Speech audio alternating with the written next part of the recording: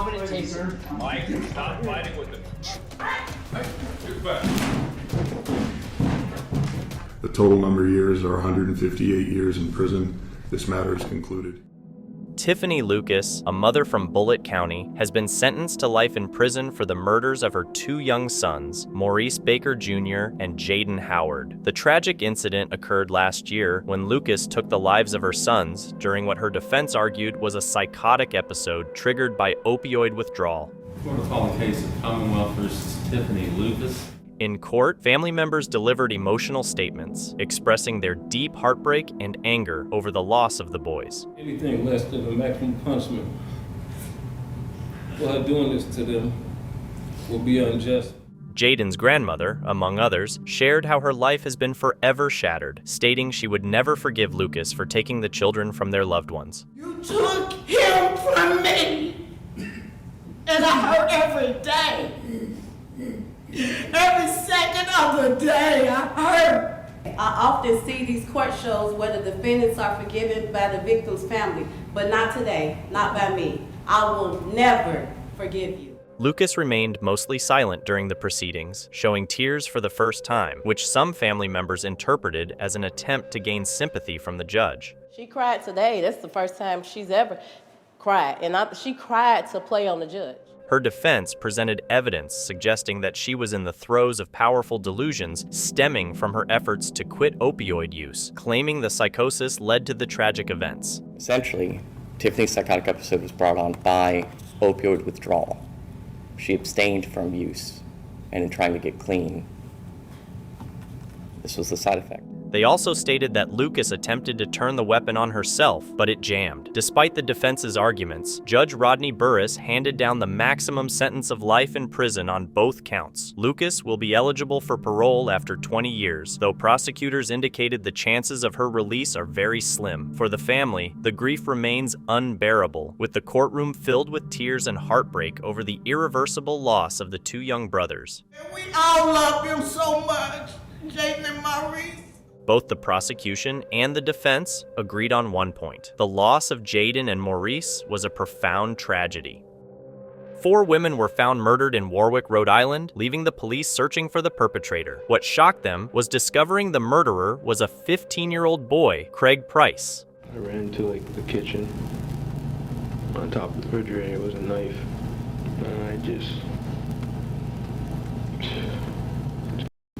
Let's head over to Providence County Superior Court as we go over the details of Craig Price's chilling crimes. Craig committed his first murder at the age of 13. In July 1987, 27-year-old Rebecca Spencer was found lifeless in her living room, stabbed multiple times with a packing knife. At the time, she was getting ready to move to a new neighborhood. 2 years later, on September 4th, 1989, Marie Bouchard became worried after not hearing from her 39-year-old daughter, Joan Heaton, and her 2 grandchildren, Jennifer and Melissa, over Labor Day weekend. Marie and her other daughter, Mary Lou, went to Joan's home on Metropolitan Drive in Warwick, Rhode Island to check on them. When they arrived, no one answered the door, though Joan's car was still in the driveway. They went inside and found a horrifying scene. Joan was lying under blood-soaked sheets in the hallway, with her eldest daughter, Jennifer, nearby. Melissa was found in the kitchen. All 3 had been stabbed multiple times in a brutal attack. Investigators believed they had lost their lives 3 days before their bodies were discovered. The crimes shocked the city, as such violence was rare. However, just a day after the discovery, detectives began to piece things together. On September 5th, 1989, they spoke to 15-year-old Craig Price. When questioned, Craig said he was aware of what had happened and claimed to have seen the bodies being removed from the house. Detectives noticed Craig had a bandage on his hand. He explained it by saying he had been drunk a few nights earlier and punched through a car window on Keeley Avenue. Suspicious of his story, detectives investigated further. They found no reports of a car window being broken in the area and no glass on Keeley Avenue. Eventually, they uncovered evidence linking Craig to the Heaton murders, including bloody kitchen knives and gloves at his home. Craig was brought in for questioning and calmly confessed to murdering the Heaton family as well as Rebecca Spencer. He claimed he had intended to burglarize the homes, but ended up taking the lives of the victims. However, due to his age, the law worked in Craig's favor. Since he confessed just weeks before turning 16, he was sent to a juvenile training school until his 21st birthday. He never stood trial or served time in prison for the murders, a decision that sparked outrage and protests.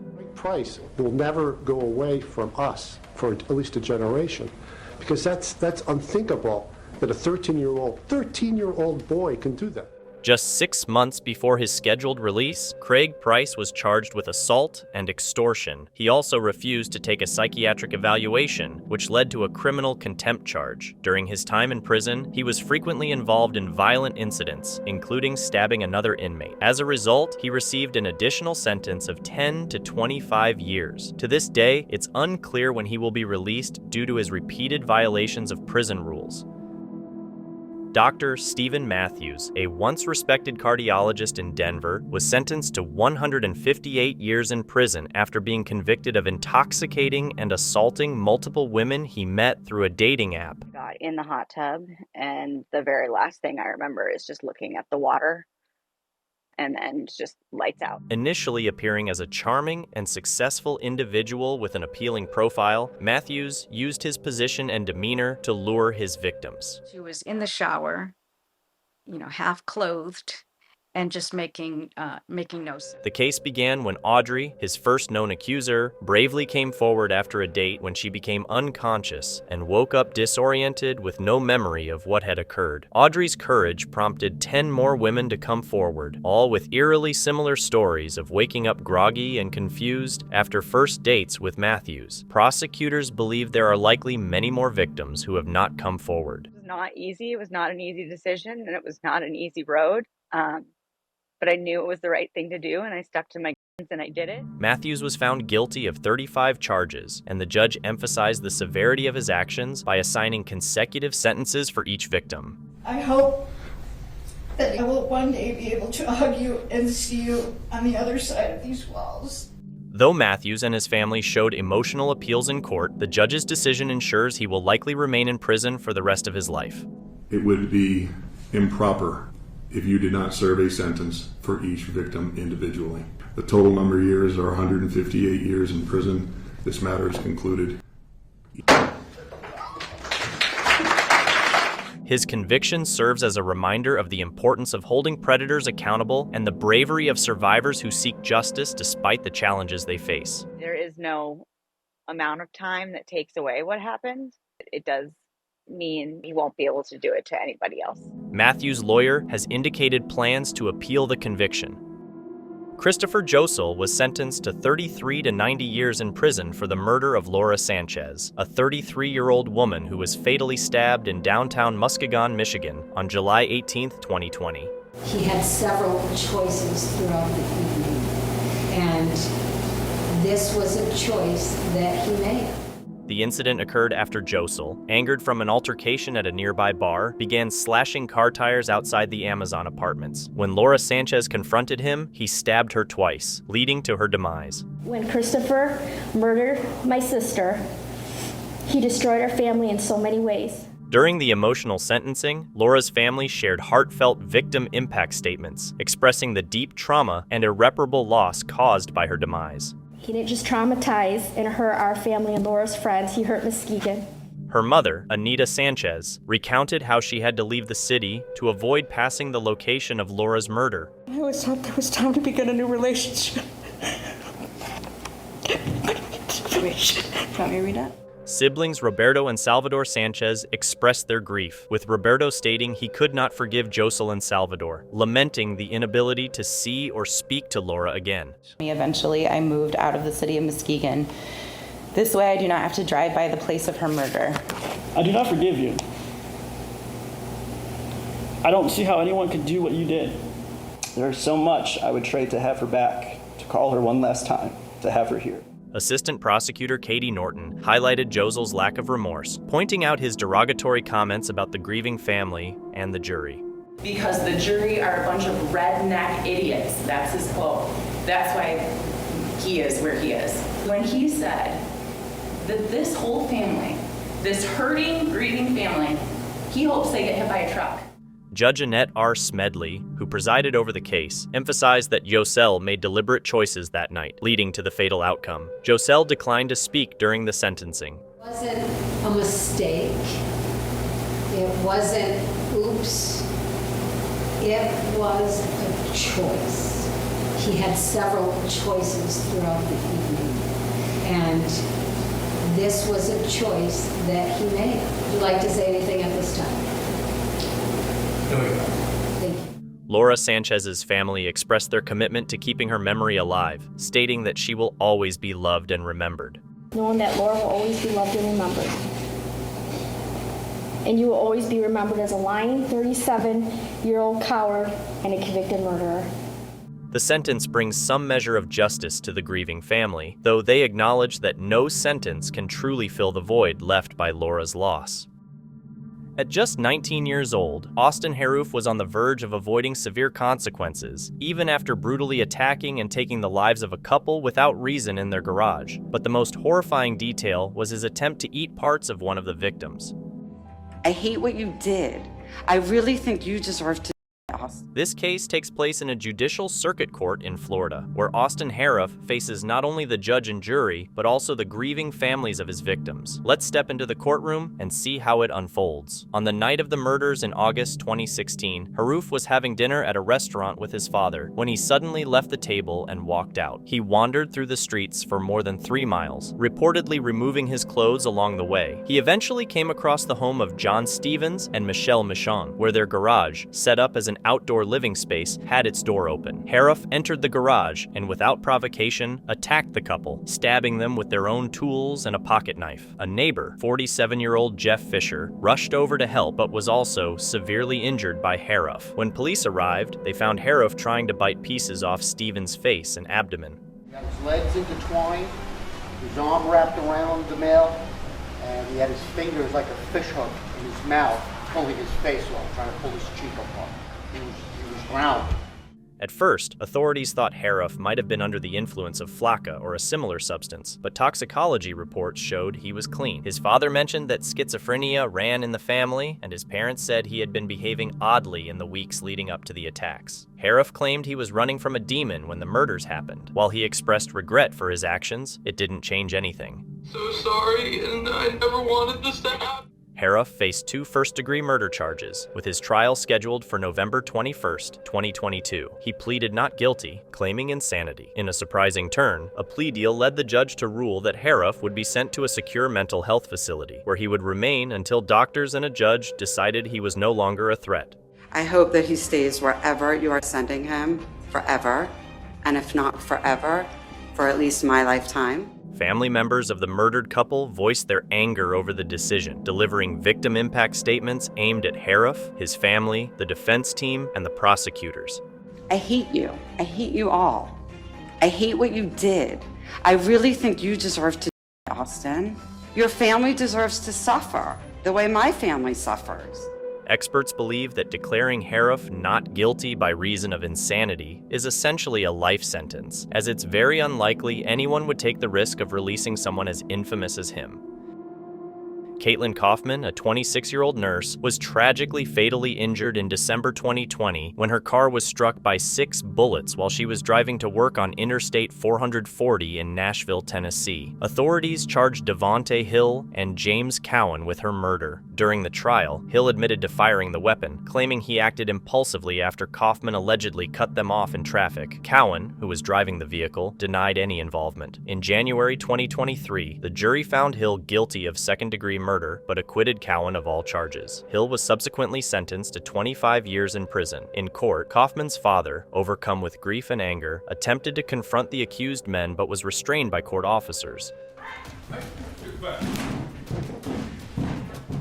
His emotional outburst underscored the profound pain felt by Kaufman's family. Meanwhile, her mother sat in the courtroom benches, visibly heartbroken, as the proceedings unfolded. This tragic case brought attention to the devastating consequences of road rage and deeply impacted Kaufman's family and the Nashville community. The story of James Holmes shows that having a good home and a solid education doesn't always mean someone will do good things. James Holmes was responsible for the 2012 Aurora Theater attack, where he took the lives of 12 people and injured 70 others at the Century 16 movie theater on July 20th, 2012. James had a comfortable childhood. His father was a mathematician and scientist, and his mother was a nurse. He grew up in San Diego, living a relatively wealthy life. But as he got older, he started to have mental health problems. At 11, he tried to take his own life because he was scared of what he called nail ghosts that would knock on his walls at night. Over time, he began to show more disturbing behavior, including obsessing over the idea of harming others. Despite these issues, Holmes graduated in the top 1% of his class at the University of Illinois, joined several honor societies, and received a grant to study neuroscience for his PhD at the University of Colorado Anschutz Medical Campus in Aurora. During this time, Holmes showed more signs of schizotypal personality disorder and often joked about wanting to harm people and how many he wanted to harm. Holmes was obsessed with movies and theaters, and he used this obsession to carry out one of the most tragic mass murders in U.S. history. On July 19th, he went to the theater, bought a ticket, and entered. After some time, he sneaked out, came back with weapons, gas, and smoke canisters. He set off the canisters, closed the door, and began firing at the audience. He planned to attack after midnight because he didn't want to harm children, knowing they wouldn't be at the theater at that time. He ended the lives of 12 people and wounded 70 before waiting by his car for the police to arrest him. Targets, random. Method, with the word X'd out, and in parentheses, too regulated, and suspicion. Holmes was arrested and faced 24 counts of first-degree murder, 116 counts of attempted murder, possession of explosive devices, and inciting violence. The investigation showed that he had been planning the attack for weeks and had even sent a notebook outlining his plan to his psychiatrist on the day of the incident. It's 12 consecutive life sentences without the possibility of parole, and then those life sentences are also consecutive to 3,318 years in the Department of Correction. On July 16, 2014, Holmes was found guilty of all charges. Given the circumstances, his lawyers urged the jurors to take his mental illness into account during sentencing, but his insanity plea was rejected. In the end, instead of receiving the death penalty, Holmes was sentenced to 12 consecutive life terms and 3,318 years without the possibility of parole. As he was escorted out of the courtroom, the victims' families cheered. In July 2020, 35-year-old Michael McDonald was released on bond, but went on to violate a no-contact order his wife had secured to protect herself and their children. This landed him back in court, where he pulled off an unbelievably bold move. His release condition was to have no contact with the individual, his ex-wife. Approximately a month ago in June, he then mailed a number of items to his wife's address. Sent 2 gifts, that's it. No nasty notes with him. Mr. McDonald is not violent nor a threat to the community. He has had no allegations of violence. I would note that back in the family court, he constantly violated orders. He would always insist that the order said something else. McDonald is already in a tough spot, but his next actions are only going to make things worse for him. I was the one who found that he was a potential danger to his children because he lied to the court about surrendering his weapons after he'd been ordered to surrender his weapons, and that because of his bizarre behavior, putting a tracking device on his wife's vehicle. And so I'm seeing the same type of conduct, and it's an obsession. It's a escalating course. I'm not sure that he is capable of controlling himself because he wasn't before. So based upon that, I am granting the motion. The judge ruled that McDonald had broken the no-contact order, but as officers moved to arrest him, he did something truly shocking. Behind your back. Put your hands behind your back. I'm gonna take her. Mike, stop fighting with him. I don't have their nothing with stuff on you. Don't fight. Understand? Outside. I'll put them on myself. Hey, come on. I'm on your side, Mike. I just want to see my kids now getting prosecuted as an enemy of the state. I just want. I've done nothing. Mike was later convicted of several counts of forgery and perjury connected to his divorce, and also faced an additional charge for resisting arrest. On September 24, 2021, Nassau County Deputy Joshua Moyers, 29, was fatally injured during a traffic stop in Callahan, Florida. The assailant, Patrick McDowell, fled the scene, prompting a 5-day manhunt before his capture. On March 10, 2023, McDowell pleaded guilty to first-degree murder and other charges related to the incident. He pled guilty to all 10 charges in the indictment. Patrick McDowell is hereby adjudicated guilty of the charge in count 1, first-degree premeditated murder for the death of Deputy Joshua Moyers. Adjudicated guilty of the charge count 2 of injuring a police dog. And adjudicated guilty of the charges in the remaining 8 counts of aggravated assault on a law enforcement officer. Number 2, as to the sentence for count 1, you, Patrick McDowell, shall remain in the custody of Nassau County Sheriff, and by him delivered into the custody of the Florida Department of Corrections at the Florida State Prison, where you shall be confined on death row until a date certain selected by the governor of the state of Florida, and on that date you shall be executed in a manner provided by Florida law. For count 2, you shall be sentenced to 15 years in Florida State Prison. For counts 3 through 10, you shall be sentenced to 15 years in Florida prison on each count. Counts 2 through 10 shall run consecutive to each other, but concurrent with the capital sentence imposed by this court in count 1. During the penalty phase, he addressed the jury, stating, "I can't take away the pain I've caused, but I can pay for it, so make me pay for it." In April 2024, the jury recommended the death penalty with an 11-1 vote. You are hereby notified that this sentence is subject to automatic review by the Supreme Court of Florida, and notice of appeal must be filed with the clerk of court for Nassau County within 30 days from the date of filing the final judgment and sentence in this case. Counsel will be appointed by separate order to represent you for that purpose. Further, pursuant to Section 922, 105 Florida statutes, you have 30 days from the date of the issuance of a mandate pursuant to a decision of the Florida Supreme Court affirming the sentence of death to elect death by electrocution or by other procedures required by law. This sentencing order is being contemporaneously filed with the clerk of the court, and copies will be distributed to counsel for both the state and the defense. Restitution will be ordered as agreed to by the parties. All right, Madam Clerk, here are the copies and the original on the top. Thank you. Counselor, is there anything else? Subsequently, on July 17, 2024, Circuit Judge James H. Daniel sentenced McDowell to death. A 37-year-old man, Antonio Randolph, is facing charges for assaulting a girl. He met the girl at a gas station, took her to a nearby home, and then confined her to his grandmother's basement. The girl was eventually found by a family friend. A video of a confrontation between Randolph and the girl's family was streamed online. This complaint is almost hard to believe. This video led to another victim coming forward. This second victim claims Randolph assaulted her 25 years ago when she was only 5 years old. The first one, the child is 13 years old, and you're 37. Randolph was arrested and charged with multiple counts of sexual assault. And the family comes and administers some street justice and allegedly beat you up, and it gets streamed on Facebook. And then the person that you allegedly had with when you were a child sees the video and says, "That's the man that raped me when I was a child." You can't make that up. He faces up to 100 years in prison. He made his first court appearance and pleaded not guilty.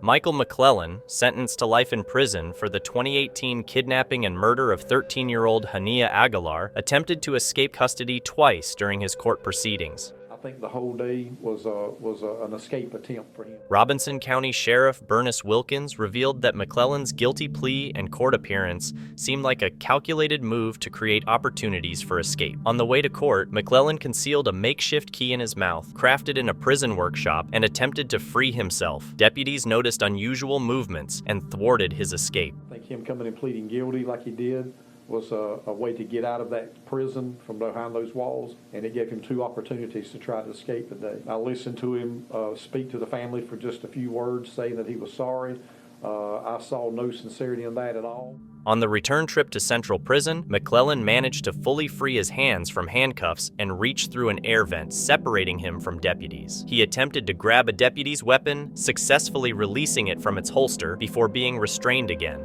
McLendon was completely out of the handcuffs, both hands free. Following these attempts, McLendon was placed in the highest security unit to prevent further incidents. His plea also addressed charges from unrelated crimes committed in 2016 and 2018. Reached his hands up in there, grabbed released the little lever on the holster, and was able to actually grab the entire.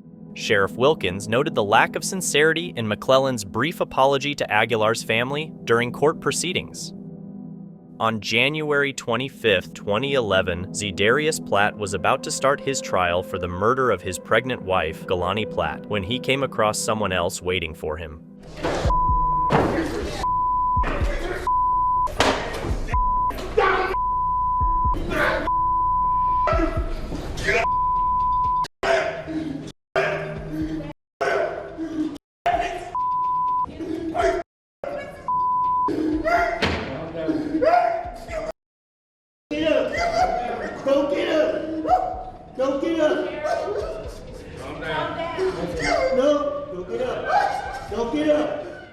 The attacker was revealed to be Gerald Carter, Galani's brother, who rushed to strike a fatal blow to Platt. Imagine the intense pain of losing a sibling, then amplify it by 100. That's what Carter experienced in that moment.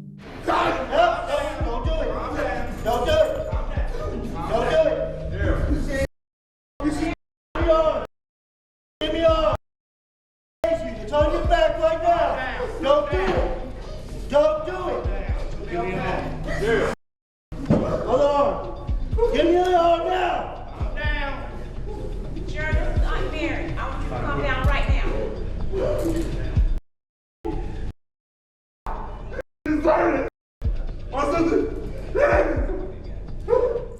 The pain in Carter's voice was unmistakable, highlighting just how much of a vile person Platt was. He got to walk free while Carter was left to cope with the emptiness Platt had caused. Thankfully, one positive outcome came from this. It took jurors less than an hour and a half to convict Platt for the October 2009 murder, feticide, and aggravated assault. Muskogee County Superior Court Judge Bobby Peters then sentenced Platt to 2 consecutive life terms, plus an additional 5 years for a weapons charge.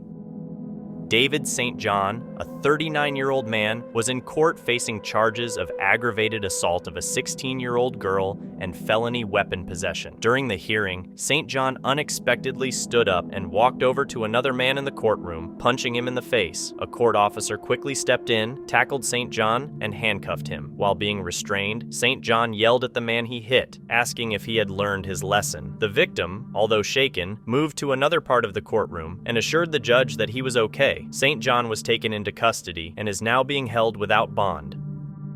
On November 12, 2013, Sunbury police were called about a body found in a backyard in Sunbury. The victim was later identified as 42-year-old Troy LaFerrera from Port Trevorton, about 20 minutes away. Troy had been married for 2 years and had no children. He was stabbed multiple times, and his neck showed marks suggesting something had been wrapped around it. During the investigation, police found Troy's phone, which provided clues about what led to his demise. His search history showed he had been on Craigslist looking for an escort and had been talking to Miranda Barber on the day he passed away. Miranda had offered to sleep with him for money. Miranda was a 19-year-old from Alaska who had just married 22-year-old Elliot Barber a month earlier. Born on December 14, 1994, Miranda had a troubled childhood that caused problems later in her life. By her teenage years, she had been exposed to various harmful behaviors. At 18, she met Elliot, who was 21. She became pregnant and gave birth to a baby girl before marrying Elliot on October 22, 2013. According to Miranda, the couple had planned something unique for their honeymoon, but it turned out to be far from normal. 3 weeks after their wedding, Miranda started messaging Troy LaFerrera and agreed to meet him in Hummelstown, Pennsylvania in exchange for $100. When Troy arrived, he paid Miranda, and they drove to Sunbury. Troy didn't know that Elliot was hiding under a blanket in the back seat. As they got close to Sunbury, Miranda gave Elliot a signal. He jumped out and wrapped a cord around Troy's neck, while Miranda attacked him 20 times, ending his life. They left Troy's body in the spot where it was later found by police. 3 weeks after the murder, Miranda was arrested. That you did it? or that you didn't do it. So I'm going to ask you right now a very basic, very simple question. Okay. That you need to answer either yes or no to. Okay. Were you involved in, or do you have any knowledge of? Miranda denied ever meeting Troy, claiming they had only been texting and never met in person. She also denied any involvement in his murder, saying she just wanted to return to her daughter. When police asked to check her phone, she refused and became defensive when questioned further. Yes, I did take part. I'm in the back seat, covered up by a blanket. In between the headpiece and the bottom is where I tried to angle it up underneath it. I put my feet up against the back and pulled as hard as I could. Eventually, Elliot confessed to the police, providing details about what had happened. However, the motive behind their actions kept changing. Initially, they claimed they had planned to take someone's life as part of a plan 3 weeks after their wedding. Later, Miranda changed her story, saying she harmed someone because of her daughter. She claimed that by committing murder, her daughter would be taken away and adopted by someone who could offer her a better life. Despite their shifting explanations, both Miranda and Elliot were sentenced to life in prison without the possibility of parole. Herbert Smith, a 23-year-old labeled a youthful offender, had his controversial 60-year prison sentence reconsidered by Judge Matthew Destry after significant public outcry and advocacy from supporters. Initially, Smith was sentenced to 2 years in prison for home burglaries and strong-arm robbery as part of a youthful offender deal. He's a burglar, he's a robber, there's tremendous amounts of evidence supporting it. However, after serving his time, he repeatedly violated the terms of his probation, culminating in an October arrest for driving with a convicted felon while in possession of suspected stolen goods and a box of bullets. The harsh 60-year sentence sparked widespread backlash, including a petition signed by 20,000 people. I'm here to say that 60 years just does not seem fair and reasonable. During a hearing, Pastor Alan Jackson, who had never met Smith, pleaded for leniency and promised to mentor Smith, offering him an opportunity to reform. I have been trying to save you, Herbert Smith, for the past 3 years.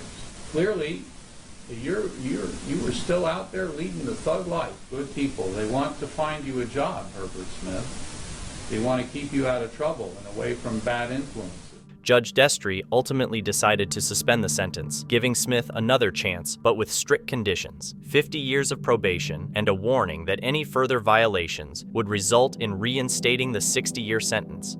I have decided to suspend your sentence of 60 years. This dramatic shift offered Smith an opportunity for redemption, symbolizing a turning point in his life. Mr. Smith, you have become a symbol of a young man at a crossroads.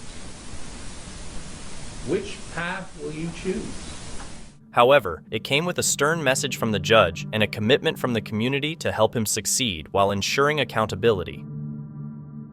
In August 2009, Dalia Depalo was arrested for attempting to hire a hitman to take the life of her husband. Before marrying Michael Depalo in Florida, Dalia had worked as a prostitute. They had been married for 6 months when their relationship began to unravel for reasons that were initially unclear. Dalia then decided to hire someone to murder her husband. The first time Dalia revealed her plans was to a friend named Mohammed Shihada. She confided in him about her intention to harm her husband and asked for his help, but he declined. Unbeknownst to Dalia, Mohammed contacted the police and reported her plans. As a result, the Boynton Beach police launched a sting operation and enlisted Shihade to work as an informant. On Wednesday, I don't know if, I don't know if that's public for you. And he's leaving the house by 8:30, he's gonna go get $10,000. Yeah. I could do it like that, but it is public, I'll get the money. But the thing about it is that it's a harder getaway. After Shihade refused to help, Dalia decided to hire a hitman. She found someone and met with them, unaware that the person she was speaking to was actually an undercover cop, posing as a hitman. During their meeting, Dalia was recorded discussing her plans to murder her husband. On August 5th, 2009, after returning home from the gym, Dalia was confronted by the police at her house, where they had staged a crime scene. Is your husband Michael? Okay, I'm sorry to tell you, man. The police informed Dalia that Michael had passed away, and she became visibly emotional upon hearing the news. This moment was also recorded. Afterward, the police took Dalia to the station, saying they needed to share the details they had with her. You're going to jail today for solicitation of murder. You're under arrest. That's an undercover police officer. We filmed everything that you did, recorded everything that you did. However, Michael Depalo was actually alive. The crime scene Dalia came home to had been staged. It wasn't until she was in police custody that they told her her husband was still alive. They also recorded her reaction when they informed her that her conversations with Shihada and the undercover cop had been recorded. Dalia was arrested and charged with solicitation to commit first-degree murder. In court, prosecutors argued that Dalia's motive for attempting to harm her husband was to gain access to his bank account and their townhouse in Palm Beach. Yes, he told me to say that. 5,000% sure, ready to go. I needed to project confidence, and yeah, but that's what he told me. I needed to make it look believable. Dalia denied the accusations and offered a strange explanation for what happened. She claimed that she was being recorded for the purpose of gaining fame on the internet through a reality TV-style scenario. She also argued that the hitman plot was fake and that she and her friend were just acting. The court didn't accept this defense. In 2011, Dalia was sentenced to 20 years in prison for solicitation to commit first-degree murder. However, the conviction was overturned due to an improperly selected jury. She was charged again in 2017 and was sentenced to 16 years in prison.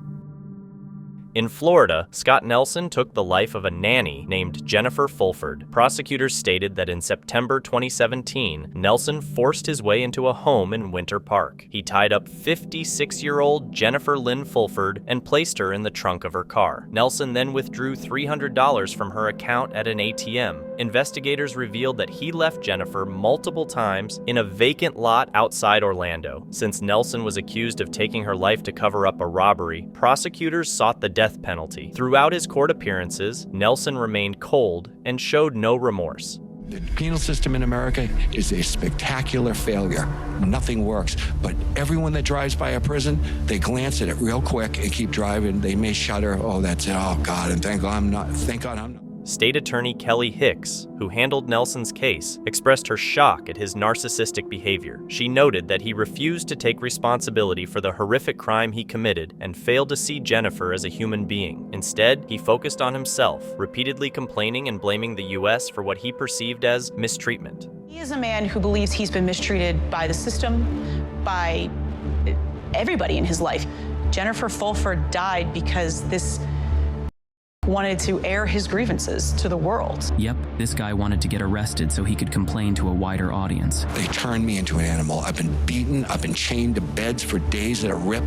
I've been locked in cells that are so stifling hot. I have flashbacks to this very day. He claims that jail turned him into an animal, but no animal takes a life without reason or robs and harms only to later complain about prison conditions. I've had cockroaches running over my body. I've been beaten. I've been everything in prison. Yet you did something that will potentially put you in prison for the rest of your life or on death row. I couldn't help it. So it was all about the money then. It's all about the money. Isn't everything? Wow, I'm at a loss for words. Things took an even darker turn when a fellow inmate testified that Nelson had issues with Muslim inmates, which caused him to lose control. Mr. Nelson, are we clear that you're going to stop talking? I need a verbal affirmative. Yes. Talk with your attorneys, and then your attorneys. I'm going to, Mr. Nelson. Scott Nelson took a moment to compose himself before speaking with his attorney. His decision: he wanted the death penalty. However, he didn't get his wish and was instead sentenced to life in prison without parole. Really think there were two goals: one, to get locked up, and the second goal was just to have a moment where people have to listen to him. Yeah, well, and he also wanted to blame the world, right? I think that was his mission. Imagine being the kind of person whose own friends and loved ones no longer wanted to hear from him. That's what drove him to force a new audience to listen to his rants. The world is undoubtedly better with this monster off the streets. Martin Bryant is an Australian mass murderer who took the lives of 35 people and injured 23 others on April 28th and 29th, 1996. Born in Hobart, Tasmania, in May 1967, Bryant was described as a troubled child from a young age. His mother recalled finding his toys broken and described him as difficult and infuriating. A psychiatrist who evaluated him warned his family that Bryant would struggle to hold down a job due to his behavior, which often provoked others and led to trouble. Bryant had a fascination with fire, weapons, and violence. His behavior worsened during his teenage years, when he began torturing animals animals and bullying younger children. At one point, he pulled the snorkel from a child's nose while they were diving and cut down trees on a neighbor's property for fun. This disturbing behavior continued into adulthood. Another psychiatric assessment revealed that Bryant had a borderline intellectual disability with an IQ of 66, similar to that of an 11-year-old. As a result, he was still under his parents' care until his father passed away in 1993 under mysterious circumstances. After his father's demise, Bryant moved out and lived alone, becoming increasingly isolated. He reportedly told a neighbor he would do something to make people remember him. On April 28, 1996, Bryant carried out one of the most tragic mass attacks in history at the Port Arthur Historic Site in Tasmania. Before reaching Port Arthur, Bryant took the lives of a couple, David and Noeline Martin, who had purchased a bed and breakfast that Bryant believed could have greatly helped his family. Stay inside. I'm pretty sure somebody's got to... There's somebody going crazy, people here. Afterward, Bryant went to Port Arthur and entered a cafe on the site. After eating, he went to the back room, set up a video camera, took out a Colt AR-15 SP-1 weapon, and began firing. In less than 15 seconds, he took the lives of 12 people and injured 10. He then moved to the other side of the cafe, where he fired more rounds, taking the lives of 8 more people and wounding 2. Bryant left the cafe and continued his rampage, claiming 10 more victims before leaving Port Arthur. After hours of hiding in the Martins' bed and breakfast, Bryant was finally captured. By then, 35 people were deceased and 23 others had been injured. Despite the initial assessment that Bryant was mentally disabled, he was declared fit to stand trial. Initially, Bryant pleaded not guilty, but 2 weeks later, he changed his plea to guilty after his attorney persuaded him. Bryant was sentenced to 35 life terms plus 1,652 years in prison without the possibility of parole, ensuring he would spend the rest of his life in prison. On July 18, 2020, 16-year-old Teneria McLendon was fatally injured during an altercation at a Wawa convenience store on Wilson Boulevard in Jacksonville, Florida. The incident began with a verbal dispute between McLendon, her mother, and a group of teenage girls, and 23-year-old Shatavia Shaquan Cooper. I'm just like standing here, like I'm like with my hands, I'm like, they're a teenager, and she just her, like she was nothing. According to testimonies, McLendon became upset during the argument and allegedly spat in Cooper's direction, though it reportedly did not make contact. The confrontation escalated, leading to Cooper retrieving a weapon from her vehicle and injuring McLendon in the neck. Shatavia Cooper had been spit upon in the door of the Wawa already, where she left out a different door and went to her car. For the second time, you will see Teneria McLendon lunging for Miss Cooper, trying to go after Miss Cooper, putting everything she has into attacking Miss Cooper. McLendon was transported to Orange Park Medical Center, where she succumbed to her injuries. Cooper was arrested and charged with second-degree murder. Yes. Hold on, me, I have something for you. You saw that Miss Cooper had retrieved a firearm, right? Yes. But when she first got it, she didn't point it directly at Miss McLendon. No. But even after she displayed it, Miss McLendon didn't back up, did she? She did. Nobody was never in her face. Nobody never got close to her to somebody. Her first trial in January 2023 ended in a mistrial due to the jury's inability to reach a unanimous verdict. Family have suffered too long and then get here. They got us here all night. Now the jury can't come to a decision. To me, it's bogus. For one thing, this family have suffered too long and then get here. They got us here all night. Now the jury can't come to a decision. The state already proved their point. Everything is right there in the video, so why are we sitting here, continue to hold on with this bogus behind jury? So now we gotta come back and do this all over again, and it's not fair to us. They proved their point. They got everything out in the open. So it's nothing left. That mother over there, she's been really hurting. And they don't know what we done been through as a family. A retrial concluded in July 2023, with Cooper being found guilty of second-degree murder. On August 26, 2023, she was sentenced to 35 years in prison, followed by 10 years of probation. In a tragic case, 19-year-old Arsenius Rifat Ghali was sentenced to 230 days in jail and 2 years of probation after pleading guilty to vehicular manslaughter charges for the loss of Savannah Peterson. It was an accident.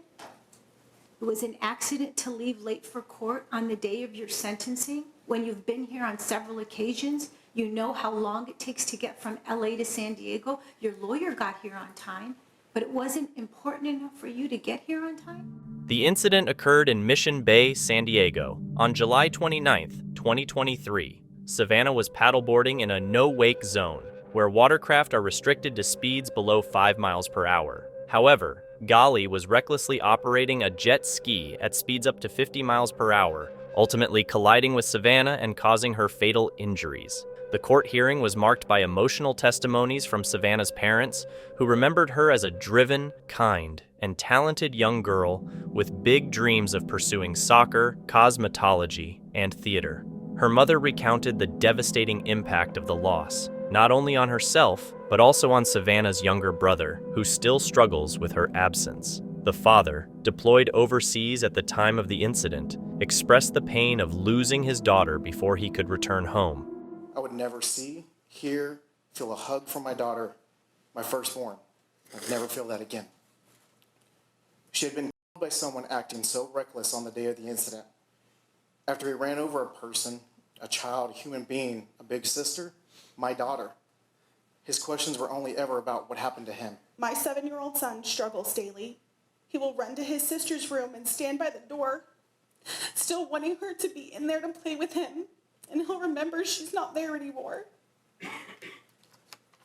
I got him a stuffed animal, made him some of Savannah's favorite t-shirts, and we have a blanket made with all of her soccer jerseys that he often asks to have on his bed because he says it makes him feel like he's getting a hug from his sister. The judge scolded Ghali for arriving late to the sentencing hearing and expressed doubts about his remorse, emphasizing that he was entirely at fault for the incident. You are the only one at fault. You are 100% at fault.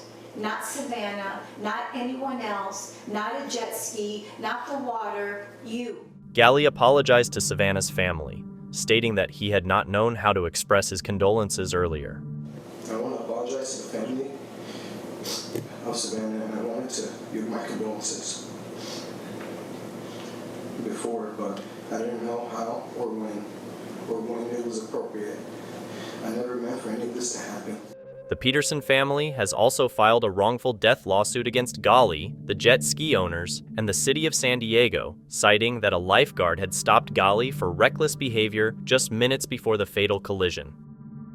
Tarek Mel Jackson, on trial for murder in Michigan, was involved in a tragic incident on July 12, 2015. The 16-year-old allegedly fired a weapon in public following a confrontation between rival gangs in Ypsilanti. One of the bullets struck and fatally injured 20-year-old Keandre Duff. Jackson faced charges of open murder, armed robbery, receiving and concealing a stolen firearm, 3 counts of felony firearm possession, and 11 counts of perjury. Before his trial, Jackson confessed to second-degree murder. He had a lengthy criminal record, including a first-degree home invasion in 2012, a third-degree home invasion in 2014, and an arrest for carrying a concealed weapon. Despite his troubled history, his sentencing day was filled with emotion, especially for the victim's family. Keandre Duff's mother delivered a heartfelt impact statement, expressing the deep grief and pain caused by her son's demise. Turned upside down from that point.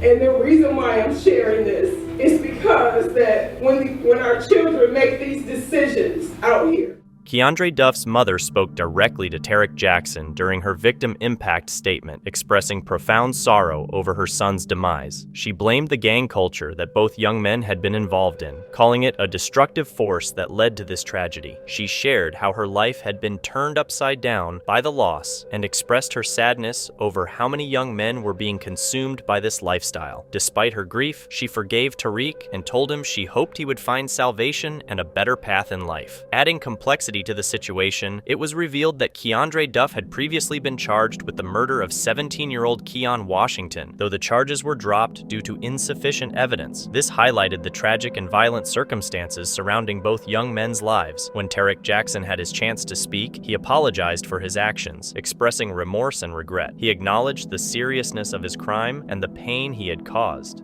First off, I just want to say sorry to the family of the victim. I wish the situation would have played out like that. I never thought that my choices and decisions would have affected so many people. No mother deserves to bury her son, and no mother deserves to see her son change. My bad choice led to a lose-lose situation for me, my family, and the family of the victim. Tarek urged other gang members to learn from his mistakes, saying that the gang lifestyle wasn't worth the consequences. He specifically warned his brother and friends involved in gangs to leave that life behind so they wouldn't end up like him. Tarek Jackson was sentenced to 17 to 40 years in prison for the murder of 20-year-old Keandre Duff. He is currently serving his sentence at the G. Robert Cotton Correctional Facility. On June 22, 2010, Thane Ormsby, a teenage student from Ellsworth High School, committed a horrific crime. Around 5:30 p.m., he entered the home of 55-year-old Jeffrey Ryan and went on a rampage, taking the lives of Jeffrey, his son Jesse, and a family friend, 30-year-old Jason DeHaan. And Jesse ran to the back room. So I chased Jesse, and he was the quickest. After the stabbing, Thane Ormsby fled, prompting a months-long search. In July 2010, he was arrested in Dover, New Hampshire, on a fugitive from justice charge. Police eventually tracked him down and extradited him to Maine, where he was held at the Aroostook County Jail. Ormsby claimed he took Jeffrey Ryan's life because he believed Jeffrey was selling substances. He admitted to also causing harm to Jason DeHaan and Jeffrey's son Jesse because they had witnessed the crime. Wearing a pinstripe suit, Ormsby had to wipe the tears from his eyes as his mother described the long way she says he has come after a childhood of abuse and neglect. He was charged with 3 counts of murder and 1 count of arson, initially pleading not guilty at his arraignment. However, several months later, he changed his plea to not guilty by reason of insanity. His 10-year-old son Jesse and Jason DeHaan, Ormsby did not shed a single tear. For the murder of Jeffrey Ryan, it is my sad but solemn. In 2012, 21-year-old Thane Ormsby went on trial at the Holton Superior Court, facing 3 counts of murder and 1 count of arson. His defense team argued that he was insane at the time of the incidents, but the jury rejected this claim. He was sentenced to 3 life terms for the murders and an additional 15 years for the arson conviction. The news of a teenager committing such a horrific crime sparked widespread outrage and disbelief. Many found it hard to fathom how someone so young could display such extreme violence and lack of regard for human life. Sentence you to life in prison. For the murder of Jesse Ryan, it is my sad but solemn duty to sentence you to life in prison. Thane Ormsby filed an appeal with the Maine Supreme Court a year after his sentencing, arguing that his Fifth Amendment rights had been violated during his July 2010 police interview following the murders. However, the Supreme Court unanimously rejected his appeal, ruling that no errors were made in allowing his statements to be used during the trial and sentencing. On January 10, 2024, 29-year-old Allison Appling France was fatally wounded 17 times in front of her 2 young daughters as she unloaded groceries at her apartment complex near Detroit Avenue and Berea Road in Cleveland. The assailants, identified as 50-year-old Jamar Sikes and 35-year-old Alantez Beasley, had conducted surveillance on her residence for approximately 8 hours prior to the attack. They followed her to a local Target store, and upon her return home, Beasley approached and fired at her with an automatic weapon while Skanes acted as an accomplice. Brutally executed her in front of her children. It was cold, it was calculated murder, completely devoid of any humanity. Even now, neither of you have shown one bit of remorse to anyone here.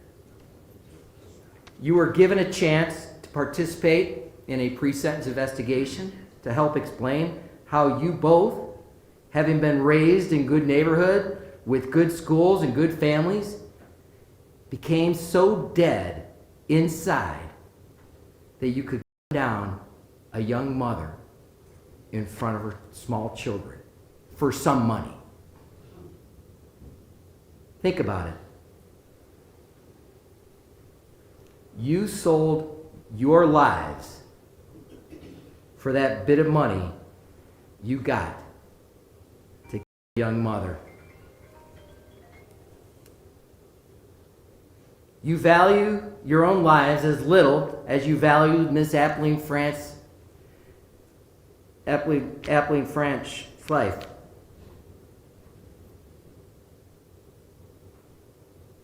True justice in this case is beyond the reach of this court. But this court values lives, especially the lives of little children you terrorized and scarred when they had to witness their own mother getting down inches away from them. These little girls cannot live in fear that someday you're free in this world. Both men were arrested on January 26, 2024. In August 2024, a jury found Skanes and Beasley guilty on multiple charges, including aggravated murder and conspiracy to commit murder. So based on that, based on the evidence this court has heard, Mr. Beasley, for the record, the state has merged counts 3, 5, 6, 7, 8, and 12 with count 1. And count 1 is aggravated murder. The potential sentence I'm looking at, your potential sentence is life with the possibility of parole after 20, 25, 30, or life without parole. As for the specifications, I'm going to sentence you 3 years on the first firearm specification and 6 years on the firearm specification. So that's 9 years on that firearm specification to a sentence of life without parole.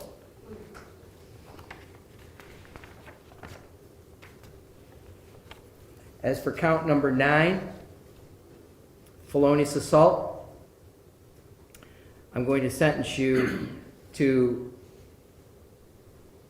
8 years. And that is a Reagan-Tokes sentence because it's an indefinite prison sentence with a prison term of 4 years. That's half the prison term for the max of 12 years. For the total state prison term on that count, 11 to 15 years, and there's a 3-year specification that's a count on that count. So that would be a total prison sentence on that count for 11 to 15 years. On October 22, 2024, they were each sentenced to life in prison without the possibility of parole.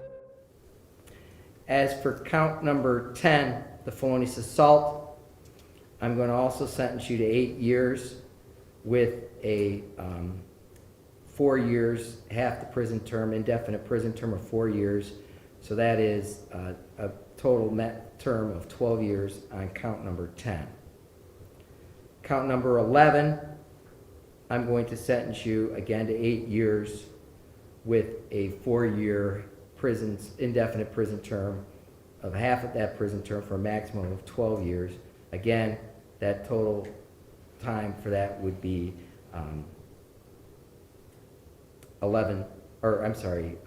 8 to 12 years on that count.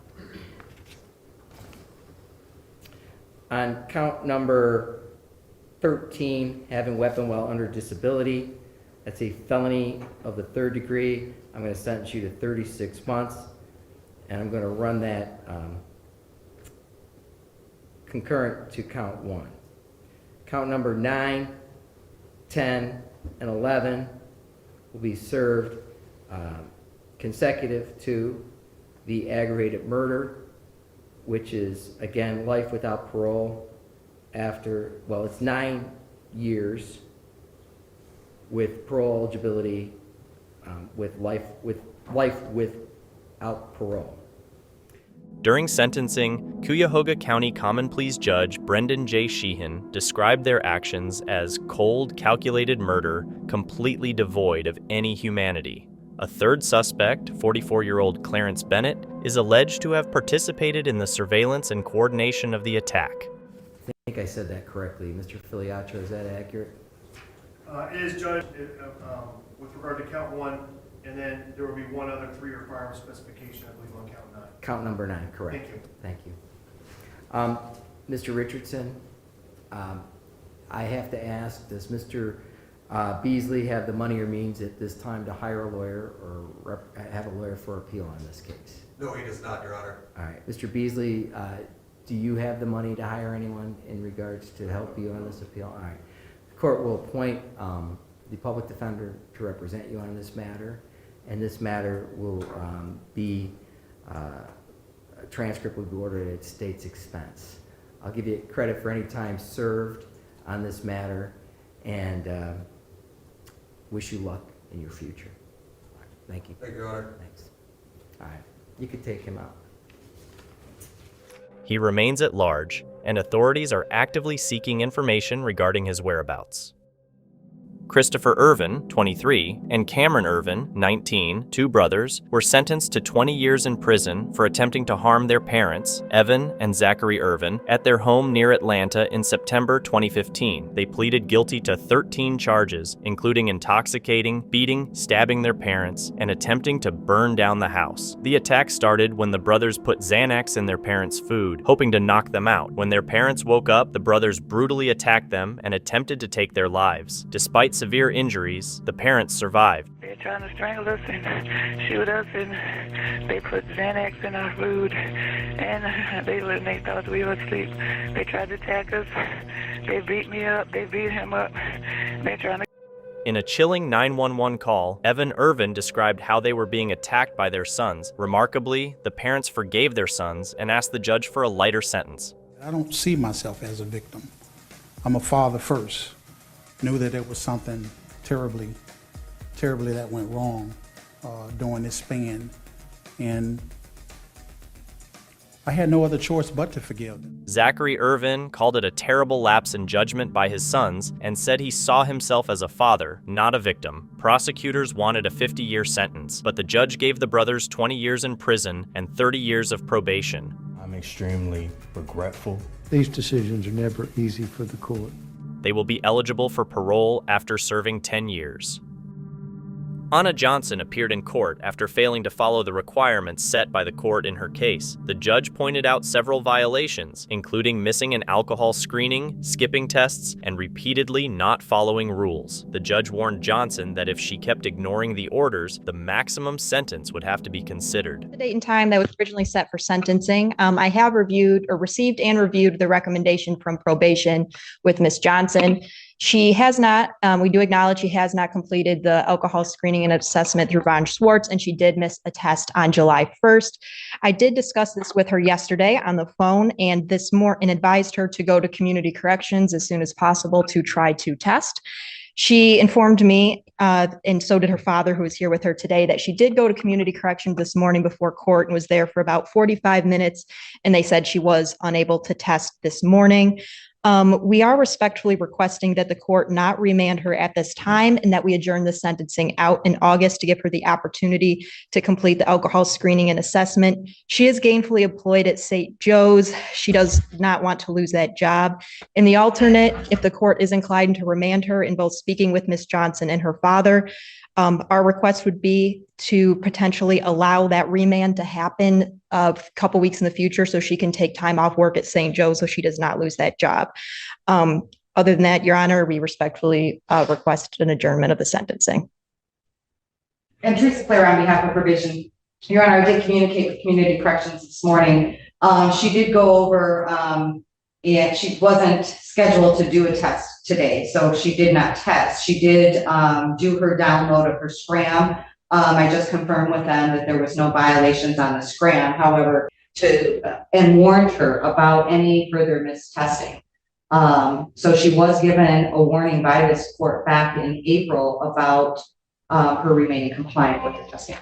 The sentencing was postponed to August 28, 2024, giving Johnson one last chance to meet the requirements, like completing the alcohol assessment and paying the $75 referral fee. Why? Why what? Why'd you miss a test? I mean, I gave you a huge break back in April and just told you, just don't miss the test. You remember that, right? Yeah. And then when you pled, why didn't you do your alcohol screening and assessment? Forgot to print it out. What? I said I forgot to print it out. Oh.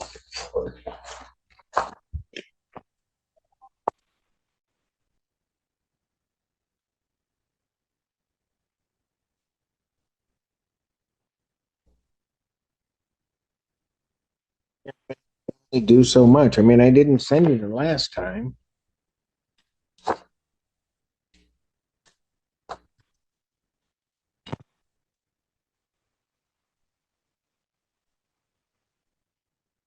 I'll re-refer to defendant Tuvon Swartz for completion of her alcohol screening and assessment. Young lady, understand something. If you don't do it, and I don't have that alcohol screening and assessment, the only thing that I can really sentence you to is the maximum time. As a consequence of her repeated failures, the judge ordered her to spend 3 days in jail for a bond violation. And I don't want to... Paper? What? The paper? What all paper? The list on it? What is Von Schwartz? That's for your alcohol screening and assessment. Is that somebody I'm supposed to go to? What does that name stand for? That's somebody that you need to call to set up an appointment so that they can interview you and do an assessment. Okay. And Your Honor, my office, I know that the clerk's office sends things out. My office also sent an email to her on June 5th, which gave her the packet and the information for the alcohol assessment in addition to the information to complete the victim's information.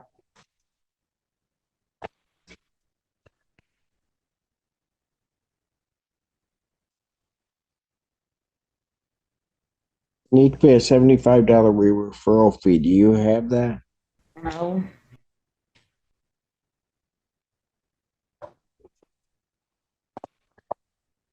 Adjourner sentenced August 28, 2024, 9 a.m. Young lady, you are leaving me with no options. And I have a feeling that if you don't follow this, that I'm going to end up sending you for the maximum time.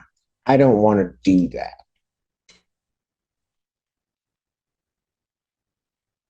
I'm going to end up finding you in contempt and sending you.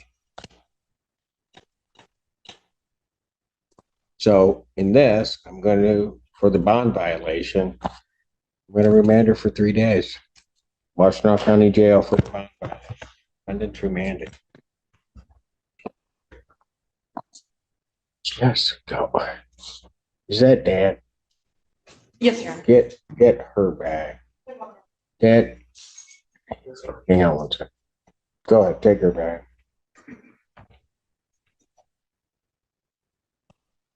Come on up to the, can you come up to the phone?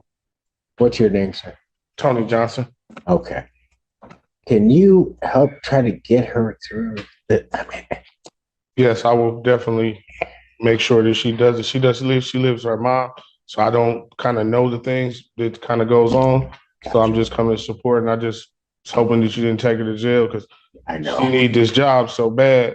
I know, and I trust me, I did not want to. I just, Miss Polera, can you give to Dad the Von Swartz information and the victim's impact information so that he has it, so that I get where he is, so that he knows what she has to do. Yes, Your Honor. I do know, I heard him in the hallway, really getting after her for not doing things. So I think that he will. Well, I don't doubt If that. you stop by my office, or I'll ask them to give you the paper, print it out. And is that in this building? It's right down the hallway. Okay. And so I'll tell them you're coming right down. And, okay. I have the $75 for any fee or whatever. might have needed to pay. I do have the money, so. Johnson's father showed his support by pledging to help her meet the court's orders and even paying the $75 fee for her to help her get back on track.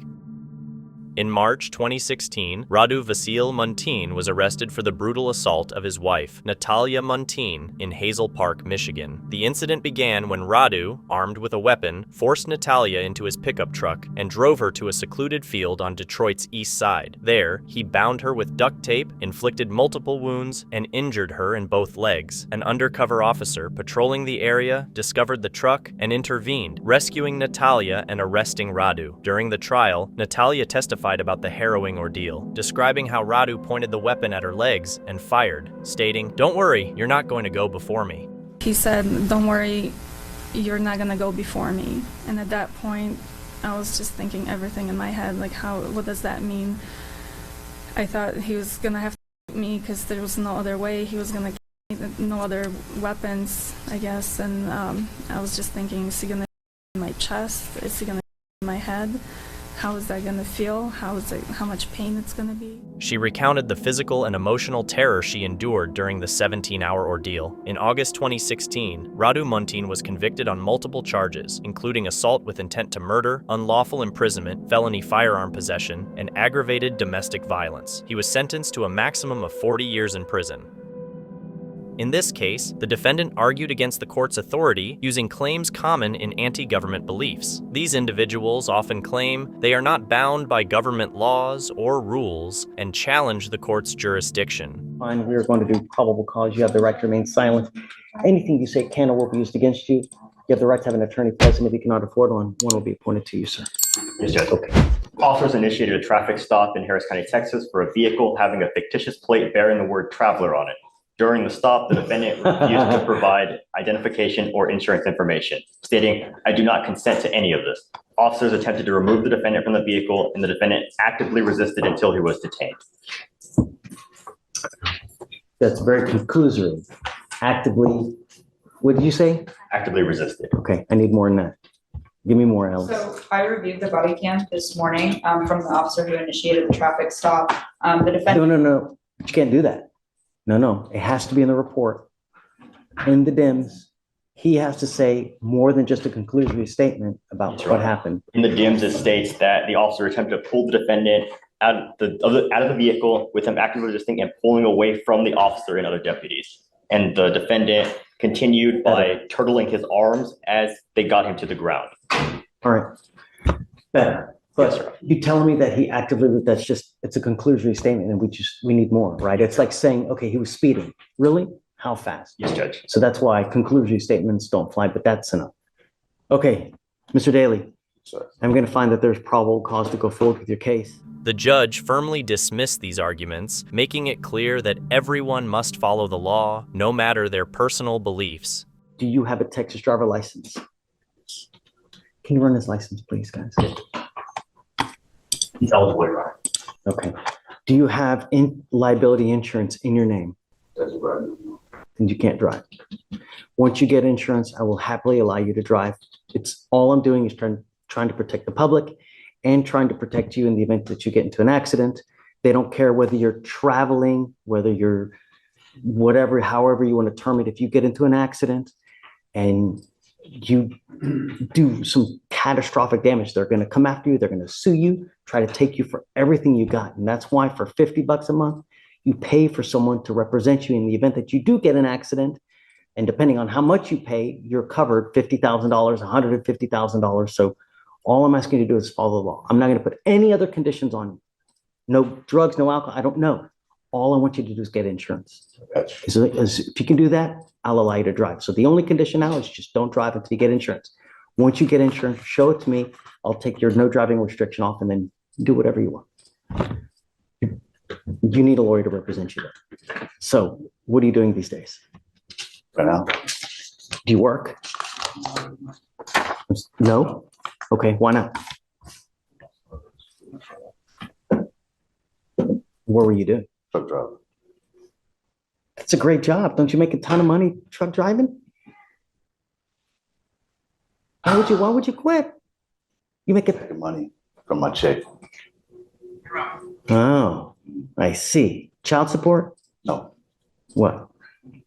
They said they overpaid me, and they never, they was taking $170 out of my check for no reason. They never gave me anything to sign. Isn't there a place that you can go to dispute that? I have no clue. You tell me. You tell me. HR. Go to HR. Go, hey man, this is why my check should be what it is. If they rightfully underpaid you, then they should, give you what you rightfully are owed.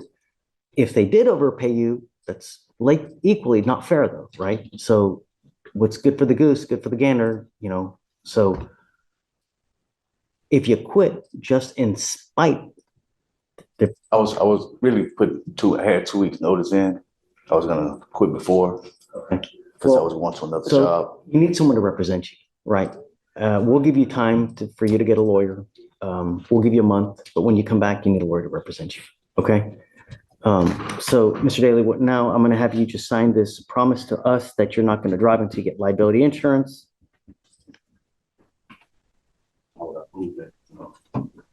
So get it, bring it back to me, show me that you have insurance with your name on it, and then I'll take this off. I get it today. You come back to me today. If you get it within the next hour and a half, show it to me, I'll take it off now. We get plenty of people that I put this restriction off, and then within the next hour and a half, they call some insurance company, they're able to get the policy, we are able to verify it, and then I take the restriction off. I'm just asking you to follow the law, that's it. Not anything crazy. Judge, is that state's bond conditions? No, I'm just gonna have him sign this affidavit here, that's it. Okay, I will have you sign this, promised us, we'll have you sign a reset with Victoria, and then we'll let you out, and then you're good to go. Just whenever you're ready to come back, come back. Good luck, Mr. Daly. This exchange highlights the court's role in enforcing the law and rejecting baseless defenses. In the aftermath of the tragic incident on the set of the film Rust, armorer Hannah Gutierrez-Reed was sentenced to 18 months in prison for involuntary manslaughter in the loss of cinematographer Helena Hutchins. In 2021, during a rehearsal, lead actor Alec Baldwin fired a prop weapon that unexpectedly discharged live ammunition, ending the life of Hutchins and injuring director Joel Souza. Gutierrez-Reed, responsible for ensuring weapons safety on set, was found negligent in her duties, including improperly loading the weapon with live rounds. During the trial, prosecutors argued that Gutierrez-Reed's carelessness and failure to perform essential safety checks allowed live ammunition to be present on set. The defense contended she was unfairly targeted as the least powerful person on the production, highlighting systemic failures and her limited authority. The judge, however, criticized her lack of accountability. Gutierrez-Reed's father, a seasoned movie armorer, attempted to raise funds for her legal defense, but the effort was shut down due to its connection to a violent crime.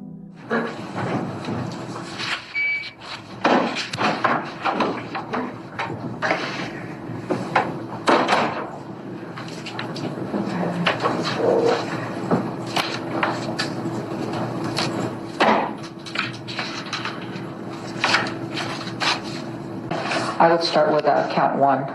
Okay, you heard both of them. Will the defendant please stand?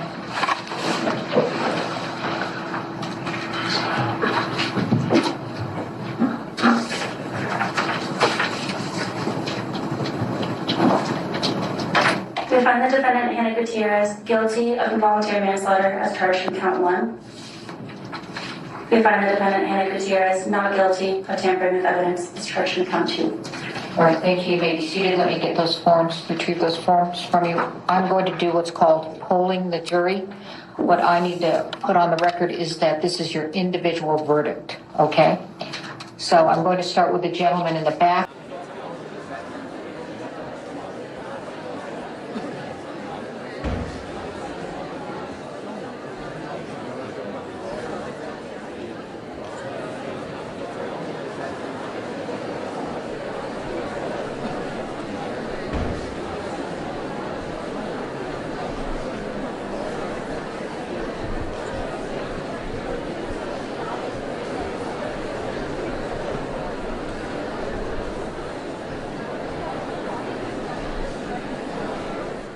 Meanwhile, Alec Baldwin, who faces similar involuntary manslaughter charges, maintains his innocence and will go to trial later. Prosecutors argue that as both the actor and a producer, Baldwin holds shared responsibility for the unsafe conditions on set.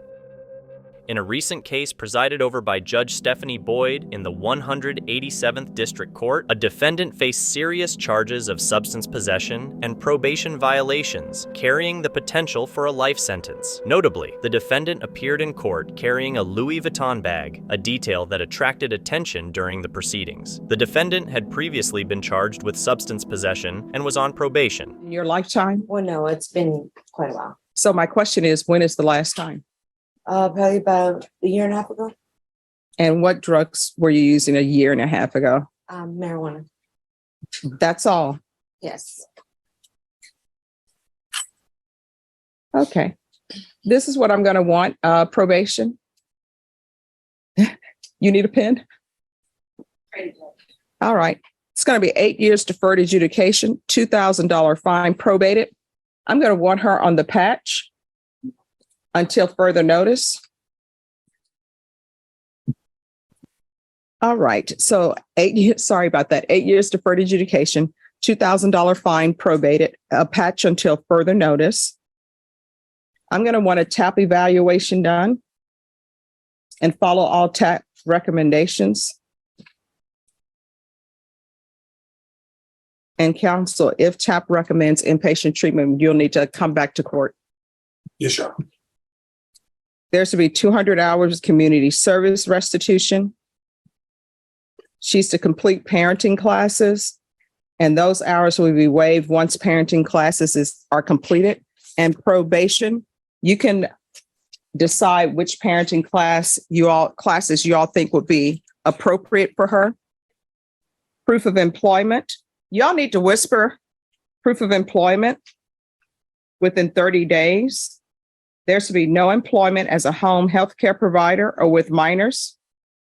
Regular reporting by Zoom or in person. I'm going to want field visits one time every 3 months, random. And that's until further notice.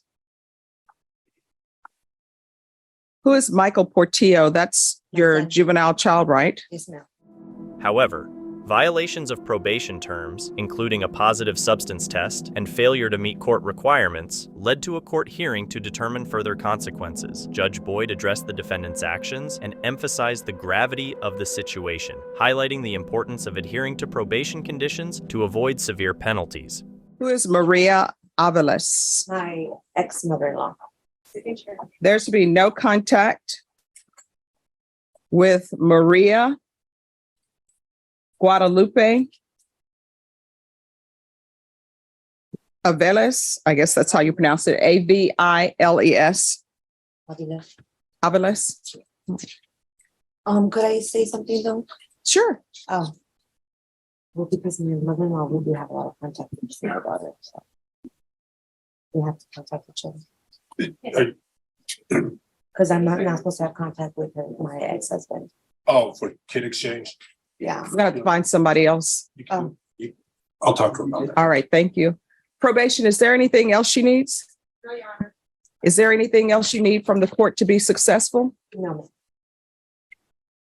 All right, I'm showing you what's entitled Trial Court Certification of Defendant's Rights to Appeal. And counsel, I believe I gave you a copy last time. Did you review that with your attorney? Did you understand it and did you sign it? Yes. Because this is a plea bargain agreement, because I followed your plea bargain agreement, and because you waived your right to appeal, you do not have the court's permission to appeal. Do you understand? Yes, sir. All right, from here on out, everything that you do in your life, there are two questions you should ask yourself before doing them. Is this something that could result in me going to prison for life? If the answer is yes, don't do it. The other question you should ask yourself, is this something that may result in me going to prison for the rest of my life? If the answer is yes, don't do it. Do you understand? I do understand. I take no joy or pleasure in sending the people to prison. But if it's warranted, I will. And your attorney will tell you I've sent people to prison before.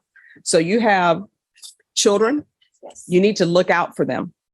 All right. Good luck. Thank you. You're welcome. Judge Boyd is known for her commitment to transparency and education within the judicial system. She often live streams court proceedings to provide public insight into courtroom activities, aiming to restore faith in the criminal justice system. People who are affected with these substances may not make the best decisions in life. To prevent her from reoffending in the future, relapsing, and she's willing to do even more intensive inpatients. But she's charged with possession with intent to deliver, and I understand that sometimes when people have possession with intent to deliver cases, sometimes they're selling because they're also using. But the amount of methamphetamine she had was 27.980 grams. I don't think probation is appropriate for her. I'm not going to continue on probation. I'm going to revoke her and find her guilty. Does anybody wish to speak to punish them? Defense would ask for the minimum time, Your Honor, with credit for time served. All right, I'll sentence her to 5 years in the prison. Give her credit for any time served. And I'll ask for the therapeutic community. I'm going to show you what's entitled Trial Court Certification of Defendant's Rights to Appeal.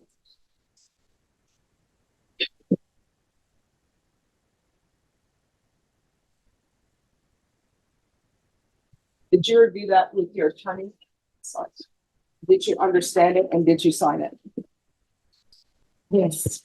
But you do have a limited right to appeal. That right to appeal is as it relates to the allegations in the motion, not the fact that you are on deferred adjudication. Do you understand? Yes, please. All right.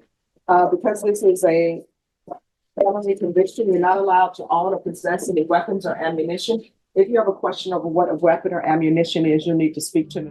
Her approach balances strict adherence to the law with opportunities for rehabilitation, reflecting her belief in second chances when appropriate.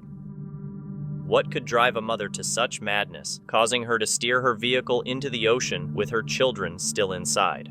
Mr. Rajan, when we discussed the $21,000 bond that you indicated that you could come up with, you're talking about the 10%, $2,100 in cash? On March 4th, 2014, in Daytona Beach, Ebony Wilkerson, who was pregnant, drove her minivan into the ocean with her 3 children inside. Bystanders and officers managed to save both Ebony and the children as the van was being overtaken by the waves. In court, her husband was called to testify about potential mental health issues that could have contributed to her actions, revealing some startling details.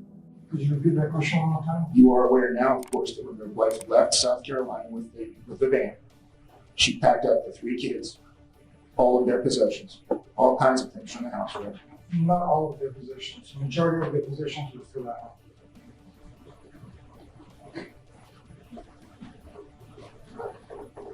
Have you had communication with your wife since she's been in the hospital with the child? Has she called you? A few times. Okay, what did she discuss? Just what she was going through. Did she tell you that she wanted you to have the child? Meaning the newborn, take it with you? Well, she told me to take care of the kids.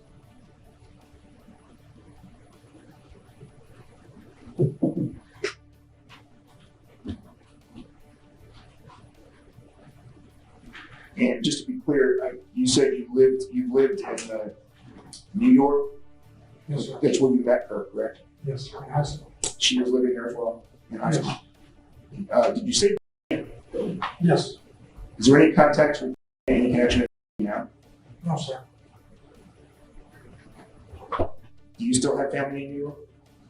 No, sir. Does she still have family in New York? Yes.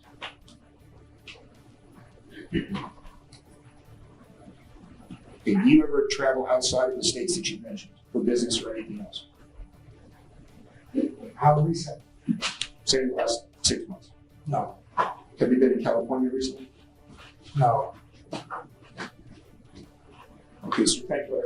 Can you hear that? You're talking about $2,100 as the 10% for a bond, not a full $21,000. At present, do you have any savings accounts? No. Okay. Do you own any stocks? Well, other than those small percentage. in in the business with your father? Yes. Okay. Do you own any real estate? No, sir. Okay. The automobiles. Do you own automobiles? No, sir, they're finance. They're financed. In whose name are they financed? Mine. Okay. Is your wife's name on any of those vehicles? No, sir. All right. Do you presently have any outstanding debts? I do. Okay. Credit card debts. All right. Say that again? Credit card debts. Okay. And can you put a round figure on it approximately? About $6,000. All right. Last year, do you have a recollection of what you indicated to the Internal Revenue Service was your income? I would say about 37,000. Okay. Now, this, you were asked about your wife taking possessions of the children to Florida in the back of the van. Was there any indication to you that the amount of clothing or objects that she took was anything more than she would have taken if she was going to Florida with the kids? No. Okay.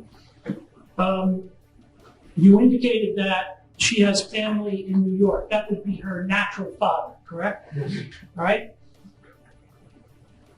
In light of her natural father in New York, she also has a stepfather here in Daytona Beach, correct? Yes. A sister, Yes.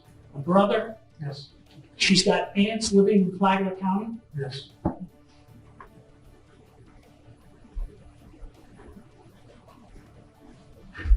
Ms. Shaw? Was there an allegation of domestic violence back in 2005 as well? Yes. That's in Boynton Beach. Yes, sir. Also, most recently, one of the sisters, Ms. Jessica Carroll, filed an injunction. She didn't pursue it ultimately, but she filed an injunction that she was afraid of you. Is that right? Yes. Do you have what is your relationship with her and the Carrolls? I never really had a problem with that. Okay, thank you. Just one last question. I'm sorry, this is not responsive to the recross, but do you know if your wife has any financial ability to boast about? No, sir. No, or no, she does not. She does not. Thank you. No further questions. During the trial, the prosecutor repeatedly challenged the defendant's mental state. I presume that's the way it happened because I'm in the situation I'm in. Did you want him to have that child? Oh, yes, absolutely. That's what I'm asking you. Your intent and desire was for him to have that child Yes. in his custody.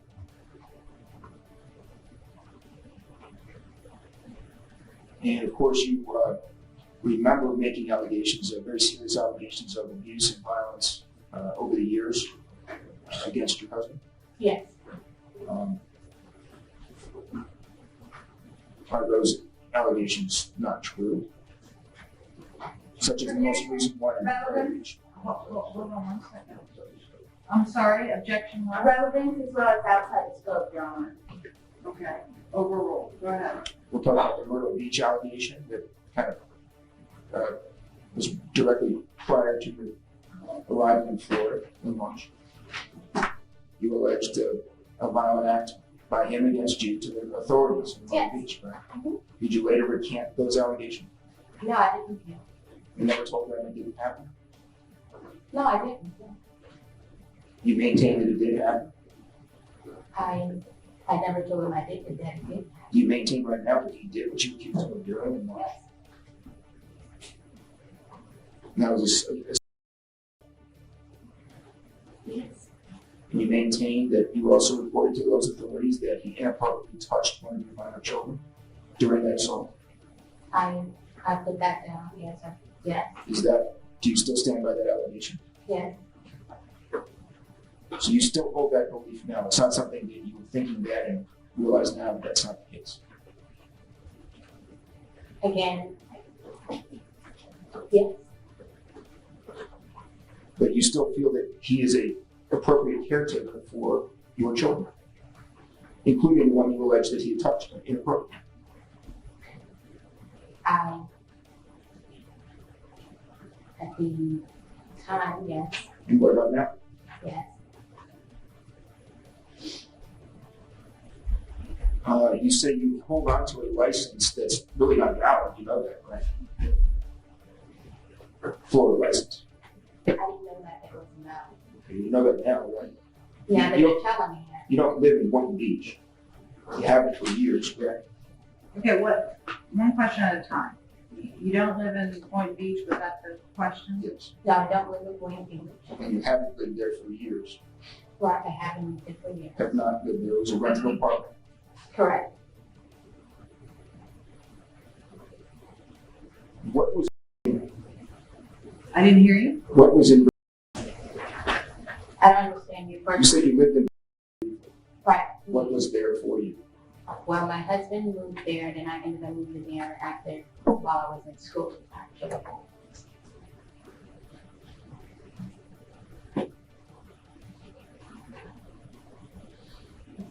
And how long have you been at the jail now? Approximately a week. Have you taken any medication? Yes, I am. What are they? That medication would be how low? Do you know what the dosage is? It's 2 milligrams. How often do you take it? That would be once in the evening. And they give it to you, of course. Back in 2005, it was reported that you were taking that medication or something similar. In 2005, did you look? It will be something similar, yes. Okay.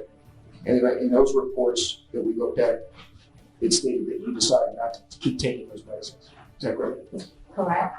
What? I'm not sure if completely what it was, but I'm gonna say. Why did you decide to not take those medications anymore?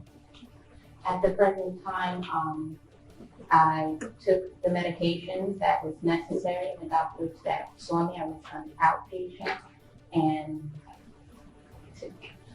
they said that it was fine if, I'm feeling like my normal self, and I'm doing well, that I can, I don't necessarily have to take the medication.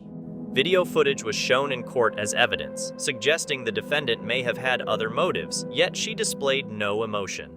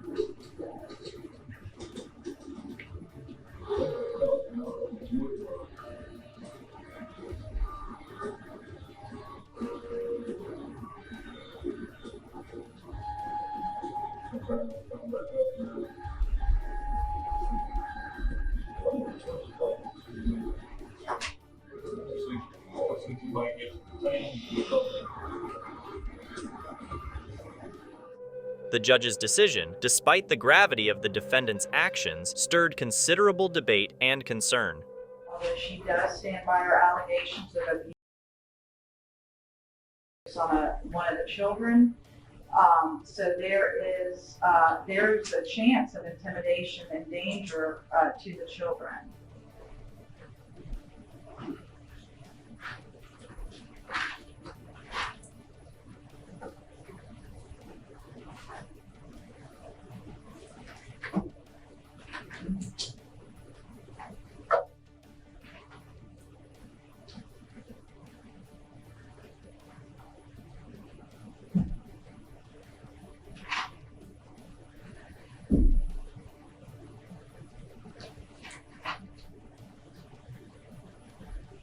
There was also testimony by the Dr. Danzinger, I think it was, yes, Dr. Danzinger, that his opinion would be that it would be better for the defendant not to be in jail, but just because the jail was in itself or anybody was stressful. She's not suffering any mental health issues right now that would make her more susceptible to problems in jail.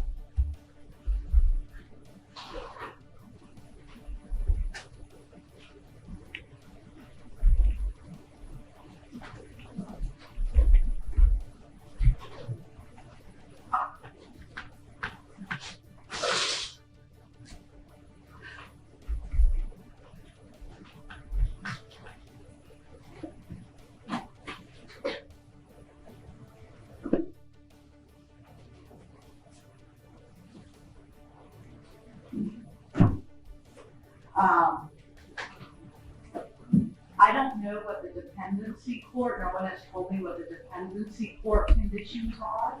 So, no contact with the children, and the father of the children is absolutely not allowed to supervise any contact. So if there is supervision of contact in the other court, I'm saying no contact. We have to have a hearing on that if you want to modify that. If the defendant bombs out of jail, and in any event, even if we have a hearing on that, the father is absolutely not allowed to supervise any future contact that may be allowed with the defendant and her children. No other than prescribed medicine, no alcohol, random UAs. She is to report into pretrial services weekly. Is there any other conditions, Mr. Purdy, that you want to see part of the pretrial release that you marked out? Judge, only that if, I don't know, there was mention of a blood test as a possibility. We'd like to find out if possibly a urine test may suffice, something along those lines. That would be fine. Judge, we would also just point out that with her assets, that this is still tantamount to no bond. $75,000 on the 3 first or second degree felonies, and $5,000 on the 3 third degree felonies is still too much. Ebony Wilkerson was released under court-ordered supervision. The murder of a child is one of the most unforgivable crimes. But what if the killer is also just a child? This is the story of 14-year-old Joshua Phillips, who took the life of his young neighbor and friend. Certain that on Judgment Day, you, Joshua Earl Patrick Phillips, will be given a far harsher sentence than I can impose. At the Pope County Courthouse in Florida, the court is about to deliver its verdict. Joshua Phillips grew up in a troubled home where his father, Steve, was a violent alcoholic and drug addict. Steve imposed strict rules on the family, especially disliking young girls and becoming enraged if other children were in the house when he wasn't home. Despite this difficult upbringing, Phillips was described as a quiet, friendly boy with no criminal record. Everything changed on November 3rd, 1998, when his 8-year-old neighbor and friend, Maddie Clifton, visited him while he was home alone. She asked if they could play baseball, and Phillips agreed, even though he wasn't allowed to have friends over when his parents were away. While playing, Phillips accidentally hit Maddie in the eye with the ball, causing her to bleed, cry, and scream. Knowing his father would be home soon, Phillips panicked, dragged Maddie into his room, hit her with the baseball bat to silence her, and hid her under the base of his bed. Phillips is not a monster. But because of an act that began as an accident and deteriorated through panic that bordered on madness, he engaged in a monstrous act. When Steve came home, Phillips spent some time with him before returning to his room. To his shock, he discovered that Maddie Clifton was still alive and moaning under his bed. In a panic, he removed the mattress and stabbed her in the chest 7 times with a knife. Meanwhile, Maddie's family grew concerned when she didn't come home and quickly organized a search party to look for her. About 5:30 was the last time we saw her. And I was letting the kids play out here for a little while. And then she disappeared. For 6 days, the search for Maddie Clifton continued, with even Phillips joining in. On November 10th, his mother entered his room and noticed a wet spot on the floor. Curious, she searched further and discovered Maddie's body hidden under the bed. She immediately reported it to the police. Phillips was arrested at his school later that day and confessed to the murder within hours. I'm here to announce the arrest of Joshua Earl Patrick Phillips was charged with first-degree felony murder and tried as an adult at the Pope County Courthouse. The trial lasted only 2 days, and the jury took just 2 hours to convict him of first-degree felony murder. Certain that on Judgment Day, you, Joshua Earl Patrick Phillips, will be given a far harsher sentence than I can impose. He was sentenced to life in prison without the possibility of parole, as he was ineligible for the death penalty due to being under 16 at the time. This case tells a haunting story of betrayal and violence, where a troubled relationship led to a brutal murder and a dramatic conclusion in the courtroom. I'll be charged count 1, aggravated murder, 2903.01 A and G, an unclassified felon. This case reveals a chilling story of betrayal and violence, where a strained relationship led to a brutal murder and intense courtroom proceedings. On April 19, 2023, in Ohio, Caitlyn Coons, upset with Nicole Jones for disapproving of her relationship with Jonathan Jones, reportedly pressured him to end the life of his mother. When he didn't act quickly enough, Caitlyn took matters into her own hands. Together, they disposed of Nicole's body in a dumpster, which has not been found. The judge outlined the charges, strongly condemning their horrific actions. A no contest plea is a legal plea that indicates that you will accept the facts as they are alleged in these two separate charges for each of you. The state's attorney will make factual statements about each of those charges. Once I hear those statements, in all likelihood, I will accept them and then enter findings of guilty. You understand that, Mr. Jones? Yes, sir. Ms. Coons? Yes, Your Honor. All right. The penalties have already been explained as part of the plea agreement, but from the court, I can tell you, each of you are charged with aggravated murder in count 1 under 2903.01A and G, which is an unclassified felony. The sentence for that charge that the court must enter is a term of life imprisonment.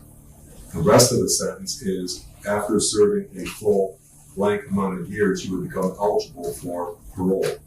In this particular case, that would be a range of 20, 25, 30 for Ms. Coons, and then the additional without parole for Mr. Jones. However, the parties have agreed that the appropriate sentence in this case would be life imprisonment with parole eligibility after serving a full 25 years.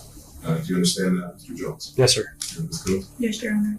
All right, count 2, which can be run consecutive, is the charge of abuse. Count 3 in Ms. Coons' case, count 8 in Mr. Jones' case. But the second count that you're pleading to is called abuse of a corpse, 2927.01B and C. That is a felony of the 5th degree.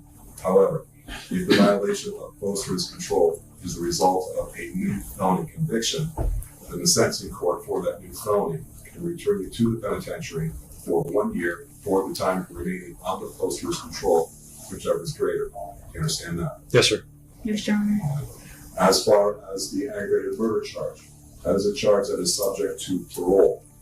Parole is under the control of the Ohio Adult Parole Authority, and the review process is done under their terms and conditions. These are two different types of charges, and the aggravated murder involves parole, not post-risk control. You understand that, Mr. Jones? Yes, sir. You understand that, Mr. Jones? Yes, Your Honor. Okay. Count 1 for each of you, you are not eligible for community control. You are technically eligible for community control on the second charge in each of your plea forms here. That would be count 8 for Mr. Jones and count 3 for Ms. Coons. However, that is not practical. So community control could last for up to 5 years. If you were placed on community control and you violated those terms and conditions, then I could give you a more restrictive sentence, including any time still reserved for the state penitentiary, or I could put you in CCNO, work release, electronic monitoring, the correctional treatment facility, things of that nature. But as I indicated, that's not practical in this situation. In all likelihood, what the court would look at would be to potentially either make those consecutive, and then the post-risk control board would make the determination as to whether or not you should be placed on a PRC, which would. The prosecutor detailed the criminal's cruel actions, presenting the disturbing evidence and emphasizing the emotional and psychological harm caused to the victim's family. Had this matter proceeded to trial with respect to count 1 on CR 232276 and CR 241092, the state of Ohio would have proven beyond a reasonable doubt that Jonathan Jones and Caitlyn Coons, on or about April 19th, 2023, in Lucas County, Ohio, did purposely and with prior calculation and design cause the death of another, specifically Nicole Jones. With respect to count 8 in CR 232776 and count 3 in 24-1092, the state of Ohio would have proven beyond a reasonable doubt that defendants Jonathan Jones and Caitlyn Coons, on or about April 19th, 2023, in Lucas County, Ohio, did knowingly and without legal authorization treat a human corpse in a way that would outrage community sensibilities. Specifically, Judge, the state of Ohio would have shown that on April 19th, 2023, Jonathan Jones and Caitlyn Coons worked together to plan, carry out, and cover up the murder of Nicole Jones, the biological mother of Jonathan Jones. That these events occurred at 7456 Timbers Edge Boulevard, located here in Lucas County, Ohio. On April 19th, 2023, they waited until Nicole Jones was inside the kitchen of the home and had her back to them. They then beat her over the head with a rock and strangled her together. The Ohio Bureau of Criminal Investigation processed the home at Timbers Edge and found many droplets of blood consistent with a large bloodletting event in that kitchen. BCI determined that Nicole Jones was the primary contributor of DNA of that blood. Following the murder, the two went to several different home supply stores and bought cleaning supplies. The state would have shown the video surveillance depicting the two of them purchasing tarps, bleach, a mop, and garbage bags. In their recorded interviews, both defendants detailed wrapping the body of Nicole Jones in tarps and placing her into the trunk of her own vehicle. The two of them headed to dinner with the body of Nicole Jones still in the trunk of the vehicle.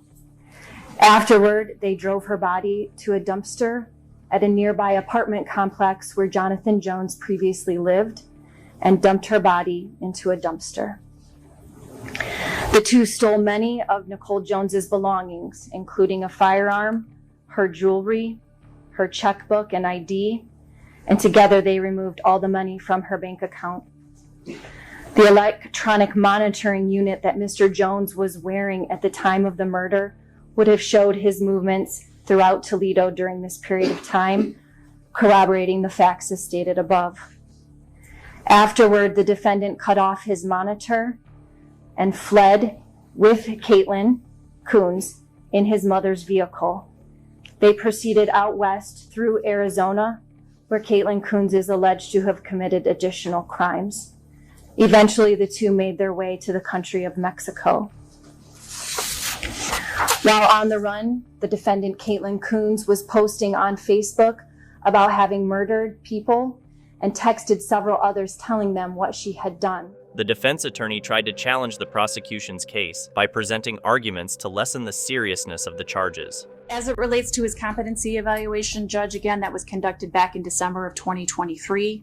The report indicated that he does have a post-traumatic stress disorder diagnosis, that he suffers with major depression, is taking medication for that, and that also, again, reiterating the fact that this is sort of his affect, that he has a sort of flat, constricted affect in his communications.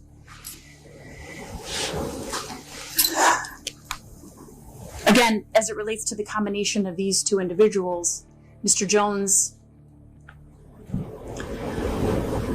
for some of the things that he suffered or the problems with addressing or processing what he was going through with Ms. Coons, he lost sight of humanity, really, Judge. And he lost sight of who Nicole Jones was as a person. And I know that he feels remorse for that. He has expressed that to us. And certainly his very brief statement to the court expresses that as well. That would be all we have, Judge. All right, thank you. Mr. Jones, is there anything that you would like to say prior to sentencing? No, sir. All right, thank you. Ms. Adams, if you'll hold on a second, if my notes catch up with you.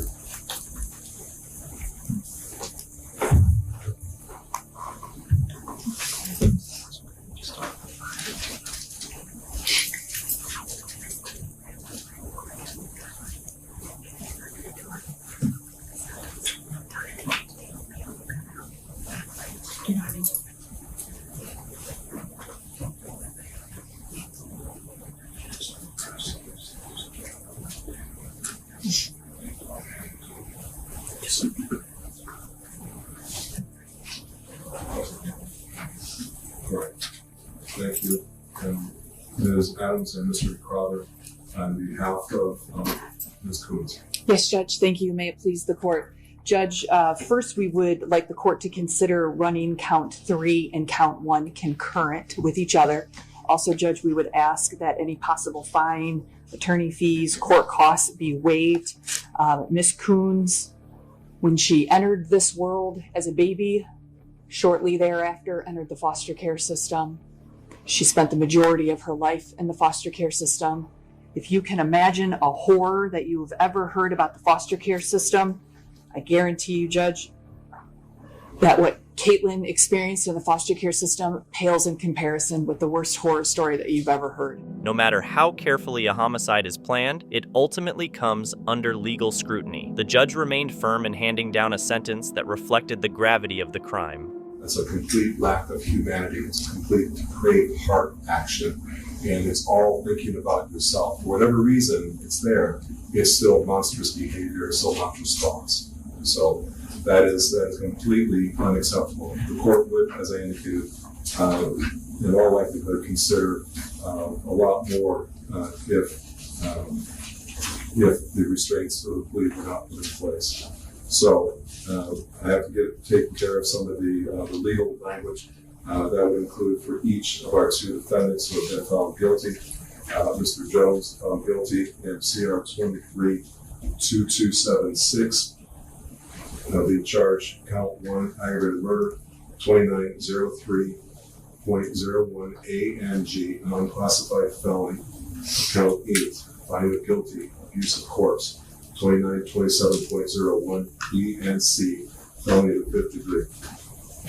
After having accepted the pleas and entered findings of guilty to the aforementioned charges, at the request of each of the defendants, the court did proceed to trial. To sentencing, and the state in concurrence agreed to the same. Therefore, on today's date, each of the 2 defendants' sentencing hearings were held pursuant to 2929.19, where each defendant was afforded all their rights pursuant to Criminal Rule 32. The court has considered the record, oral statements, victim impact statements. The court had received waivers at the request of each of the separate defendants to waive the pre-sentence investigation report. And the court has as well considered the principles and purposes of sentencing under 2929.11. That's the seriousness and the recidivism factors under 2929.12. All the factors in the remaining 2929.13 and the factors of 2929.03 as it specifically relates to sentencing on aggravated murder. The court finds that on today's date, each defendant entered a plea of guilty. The court accepted the pleas and entered findings of guilty as previously articulated for Mr. Jones in CR 23-2276, count 1, aggravated murder, 2903.01 A and G, an unclassified felony, as well as the use of a corpse, 2927.01 B and C, as contained in count 8, a felony of the 5th degree. Separately, the court accepted the same guilty plea from Ms. Coons and made the finding. Judge, if I may interrupt, it was a no contest for Ms. Coons. I apologize. It is a no contest on both defendants. Correct. Guilty pleas. Yes, Judge. Okay, my apologies. They're each no contest pleas, and I did accept the no contest plea and then enter a finding of guilty to aggravated murder, count 1, 2903.01 A and G, an unclassified felony, as well as count 3, abuse of a corpse, 2927.01 B and C, a felony of the 5th degree. The court has considered the potential sentencing range in our particular case here, and I do find that the appropriate sentence as considered is that each of the defendants is ordered to serve a prison term, each to Mr. Jones and Ms. Coons, count 1, life imprisonment with parole eligibility after serving a full 25 years. That's for Mr. Jones and Ms. Coons each in count 1. Count 8 for Mr. Jones. He will be ordered to serve a term of 11 months in state penitentiary that will be run concurrent with count 1 and that's keeping with the plea agreements as met between the parties, so that the final sentence will be in life imprisonment with parole eligibility after serving a full 25 years. As to Ms. Coombs, the abuse of corpse charge, count 3, the court will order an 11-month sentence as to count 3. However, pursuant to the plea agreement, that will be run concurrent with the life imprisonment with parole eligibility after 25 years still being in place. As it relates to the financial situation, Ms. DeBacker, Mr. Jones' situation as far as fine and supervision costs and cost of prosecution and court-appointed counsel fees. How do you argue? In June 2024, Caitlyn Coons and Jonathan Jones were sentenced to life in prison for ending the life of Nicole Jones. They pleaded no contest to charges of aggravated murder and corpse abuse. According to their sentences, they will each be eligible for parole after 25 years. Tony Wayne Swinney, a repeat offender with a history of violent felonies, received a life sentence for his crimes, including an August attack on Waco store owner Martha Yamey and other violent acts. Swinney's past was marked by multiple imprisonments, with prosecutors highlighting his repeated failure to reintegrate into society and his escalating violent behavior. During the sentencing, prosecutors brought forward victims of crimes Swinney had confessed to, but had not yet been prosecuted for, such as a robbery and assault at a McDonald's in Grand Prairie. The courtroom was filled with emotional reactions as Martha Yamey's family expressed the pain and trauma caused by Swinney's actions, particularly to her grandchildren who witnessed the crime. As the life sentence was announced, the family expressed relief and gratitude that justice was served. I'm glad that he got life. I don't think it's good enough for him. I think he's a coward. I asked him several times to look at me when I was speaking to him. He didn't want to look at me. At one point he laughed. Like I told him, I hope he has the nightmares in his head that our whole family's been through. His eyes are the keyhole to his soul, and there was no remorse there. The judge voiced a strong condemnation of Swinney's actions, stating, "I wish I could give you more," a sentiment that resonated with Yamey's family, who felt vindicated by the ruling. Thank you so much for watching. Don't forget to subscribe and hit the notification bell so you can stay updated with our latest videos.